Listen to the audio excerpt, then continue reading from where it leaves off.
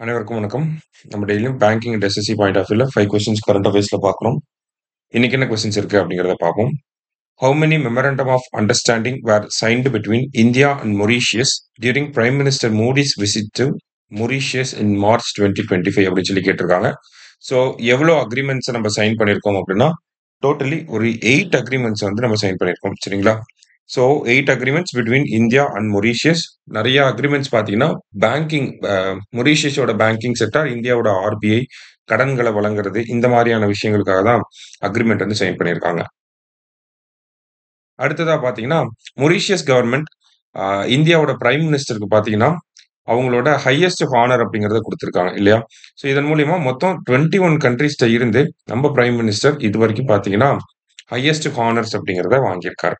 அடுத்ததா India signed an agreement with which country for T-72 battle tank engines அப்படின்னு சொல்லி கேட்டிருக்காங்க.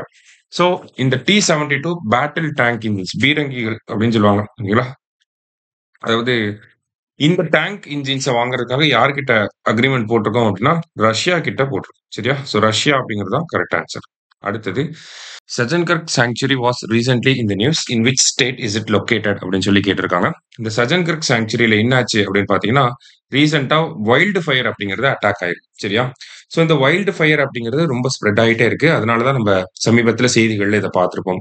இந்த சஜன்கர்க் சாங்சுரி அப்படிங்கிறது எங்க இருக்குன்னா ராஜஸ்தான்ல உதய்பூர் அப்படிங்கிற அந்த டிஸ்ட்ரிக்ட்ல வந்து இருக்கு. சரியா?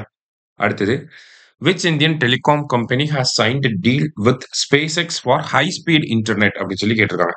ஸோ டெலிகாம் கம்பெனி எந்த கம்பெனி அப்படிங்கறத கேட்டிருக்காங்க. ஸோ SpaceXோட டீல் பண்ணது யார் அப்படின்னு பார்த்தோம்னா ஏர்டெல் வந்து பண்ணிருக்காங்க. ஏர்டெல் அண்ட் ஜியோ பண்ணிருக்காங்க. இதுல ஏர்டெல் வந்து இருக்கு. சரியா? ஸோ அதான் இந்த கொஸ்டின். லாஸ்டா பாத்தீங்கன்னா world pi day is observed on. So இந்த வேர்ல்டு பை டே அப்படின்னு சொல்றாங்க, வேர்ல்டு மேத்தமெட்டிக்ஸ் டே அப்படின்னு சொல்றாங்க. என்னைக்கு அப்படின்னு பார்த்தோம்னா நமக்கு மார்ச் 14. மார்ச் 14 நம்ம அமெரிக்கன் ஸ்டைல்ல எழுதணும் அப்படின்னா ஃபர்ஸ்ட் மந்த் அதுக்கப்புறமா டேட் அப்படிங்கிறது வரும். ஸோ 3/14 அப்படிங்கிறது வரும். ஸோ பையோட வேல்யூமே பார்த்தோம்னா 3.14 அப்படிங்கிறது தான் பையோட வேல்யூமே. சரியா?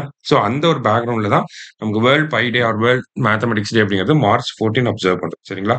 இன்னைக்கு 5 கொஸ்டின்ஸ் பார்த்திருக்கோம். தேங்க்யூ.